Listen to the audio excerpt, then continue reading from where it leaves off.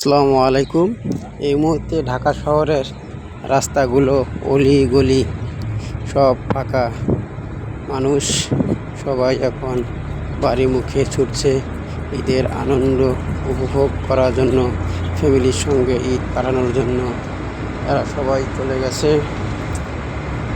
আজকে সব ঘুরে ফিরে দেখলাম রাস্তা, ঢাকা শহরের রাস্তা অলি গলি সব ফাঁকা, কোনো মানুষের জনসংখ্যা নেই, রাস্তাঘাটে গাড়িও কম।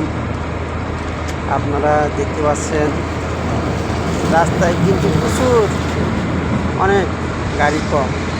এখন আমি যা দেখতেছি, যাই হোক আপনারা সবাই ভালো থাকবেন।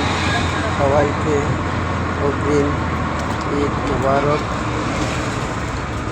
আশা করি আপনারা সবাই ভালো আছেন এবং আপনাদের সবারই ঈদ উদযাপন ভালো কাটুক।